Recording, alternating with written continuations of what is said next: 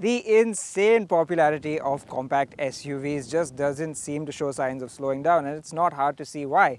At this price, they have just about everything you want from a family car, and everybody wants a piece of the pie. In fact, Mahindra wants two pieces of the pie.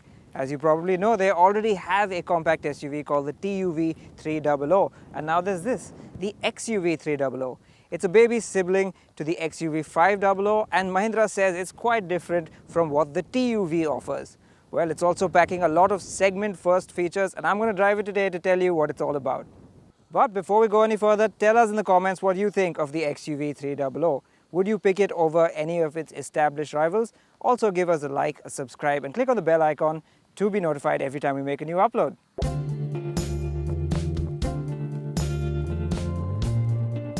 Now, some of you may already know this, but the XUV300 originated from the SsangYong Tivoli. Mahindra, of course, owns the Korean SUV brand, and we've seen the fruits of this synergy in the original Rexton and last year's Alturas G4. But while those are both just rebadged versions of SsangYong SUVs, the Tivoli was thoroughly re-engineered to make the XUV300. For one, the length has been shaped from 4.2 meters to 3.9 meters, and though there is a resemblance, almost all the body panels are new. It also uses Mahindra's own engines and suspension, so really, while the base platform is the same, it's pretty much a new car. So what do we think about the way it looks then? I know this can be quite subjective, so feel free to disagree, but overall I have to say I quite like what they've done with it. The detailing at the front with the chrome-studded grille, the projector headlamps, the vertical LED DRLs that extend down to the front bumper, it all looks very classy. At the back too, the part LED tail lamps give it a distinct signature, the tailgate is nicely sculpted and it has a nice visual width. Viewed in profile, I like the contrast roof, especially on this color of car, and the 17-inch alloy wheels too. But unfortunately the proportions are a bit off from this angle. Despite that attractive rear haunch, the back simply looks too truncated in relation to the rest of the car. It's the price designers sometimes have to pay when making a sub 4 meter SUV. Now let's step inside and see what they've managed with the interiors. The interior of the XUV300 is a bit of a mixed bag for me.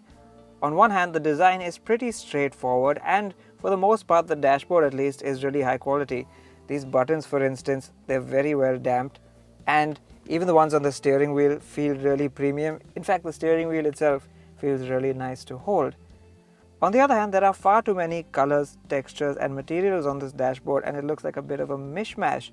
And while the top half here looks nice and modern with its 7-inch touchscreen, the bottom half looks like it came from 10 years ago. Some of the plastics lower down in the cabin aren't as good as, say, the dashboard, but that aside, there's plenty to like too. There are loads of cubby holes for storage. I like the big bright dials whose backlit colors you can change like the Maruti Brezzas. I like the informative trip and fuel computer that even tells you if you've left your wheels turned before you set off. And I also like that the front seats are well bolstered at the sides.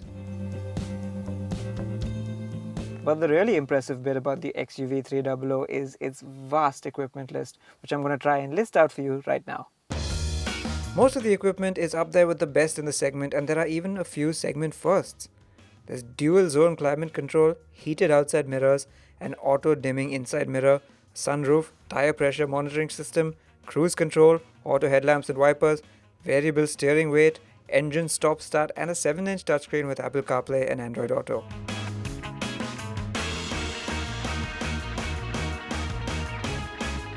The safety kit on board is worth talking about too. Not only do you get a rear view camera and rear parking sensors, but also front parking sensors. Plus, disc brakes at all 4 wheels, seatbelt warnings for all 5 passengers, ISOFIX child seat mounts, and a class-leading 7 airbags. And of course, Mahindra tells us it meets all current and upcoming Indian crash test norms.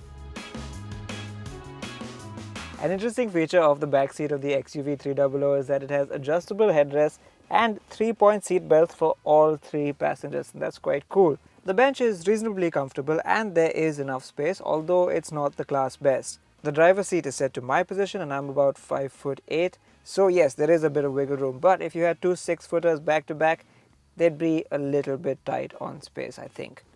This is an interesting take on seat back pockets by Mahindra, although things could probably slide through. But you have to realize that for all this car's features, one thing it doesn't have is a rear AC vent. Before we start driving though, we should take a look at the boot, as it isn't one of this car's strong points. Mahindra didn't reveal an official figure, but it's clear that it's significantly smaller than what most rivals offer. There's also a very high loading lip, meaning you'll have to haul your bags up and over to load them in. Now it's time to get going. Let's see what this Indo-Korean partnership feels like out on the road. The XUV300 is powered by the same 1.5-litre diesel engine as the Mahindra Marazzo, but it's been tuned slightly differently for this car. The good thing is, despite the retune, it maintains some really healthy power and torque figures. 115 horsepower and 300 Newton meters of torque, which is insane for a car of this size. In fact, both those numbers are class leading for diesel engines in sub 4 meter SUVs. It's mated to a 6-speed manual gearbox, which is really light to use, and so is the clutch, which makes light work of shifting around in traffic. Not that you'll find yourself shifting gears too often in town, because this compact SUV has a very strong torque reserve at the bottom end. Mahindra says they've worked really hard to contain turbo lag, and they have. There is very little of it. However, there's just so much torque that when it comes on boost, this car just leaps forward, and you have to prepare yourself for that. For instance, I'm going to put it in third gear, let it dip below 1500 RPM, floor the throttle, and when it wakes up close to 2000, it just goes and goes. Wow. You really have to be gentle with the throttle if you don't want to go flying into the car in front of you, and performance feels properly strong. This thing is really quick. It's really quick. Mahindra hasn't claimed a 0 to 100 time, but I can't wait to strap it to our testing gear, because honestly I think it will deliver some really impressive numbers. If there's a criticism to this powertrain, it's that the power band isn't very wide. Its grunt is focused at the bottom end, and it's all done by around 4000 RPM. It also felt quite refined, but again, that's something I'd like to test against our equipment and against its rivals.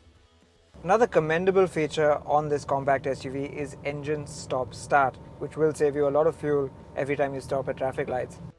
However, in practice, this takes a bit of getting used to because the system is not perfect. What I'm going to do now to demonstrate is pull over to the side and put the car in neutral, which should shut the engine off. But it hasn't. Now it's off. And I tend to set off in a hurry from a set of traffic lights, but when you do that, the engine hasn't started up in time.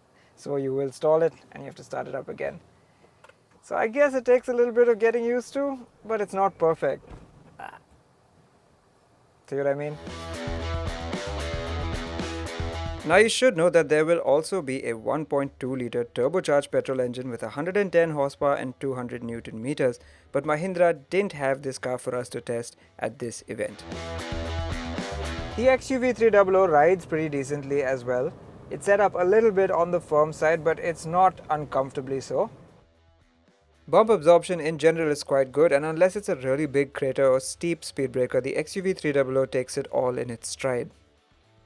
But what does hurt things a little bit are the 17-inch alloy wheels. They do ride on 55 profile tires, but you can feel a bit of bumpiness over a rough road. Like so. And all this got me wondering, since Mahindra has the TUV to handle the rough off-tarmac situations, maybe this XUV300 is more geared to the tarmac and to corners. And for that, I got to sample another cool feature, variable steering. While some rivals do offer driving modes that alter the engine performance, this one has driving modes but only for the steering, which is quite interesting. You can shift between comfort, normal and sport, and though it's not a night and day difference, there is quite a noticeable change between the modes. If you're pottering around town, comfort makes things really light and easy. But if you're out on open road like I am right now, prefer to put it into sport, which gives you a bit more heft and confidence. So far so good, but let's see if I can give it a bit of a shakedown. So I've brought it to a slightly windy section of road to see what it handles like, and I have to say I'm pretty impressed by the amount of body control there is. It doesn't roll too much, which is nice, but the steering doesn't really inspire that much confidence. Even in its sport setting, still feels a little too light. And while it's sharp and quick, it just doesn't give you enough feedback from the road. Mahindra was right when they said the XUV300 takes a different approach to the compact SUV formula than its sibling the TUV300. But I wasn't prepared for just how different it would be. While the TUV is a tough, boxy ladder frame SUV that's better suited to a semi-urban environment, the XUV is the sort of city crossover we've come to expect in this segment. I also wasn't prepared for just how capable this car would be. The strong diesel engine gives it serious performance, the cabin is for the most part very well put together, it's got a reasonably spacious passenger cell, and the ride and handling balance is very good too. And to top it off, the XUV300 delivers what's easily the segment best equipment and safety list. At the time of filming, the prices have not been revealed, and while I'm sure they'll be competitive, I suspect this top-end version will be a little on the expensive side. After a series of impressive new cars like the Marazzo and Alturas, Mahindra seems to have kept the streak going with the XUV300, which is sure to make a big impact in this small SUV segment.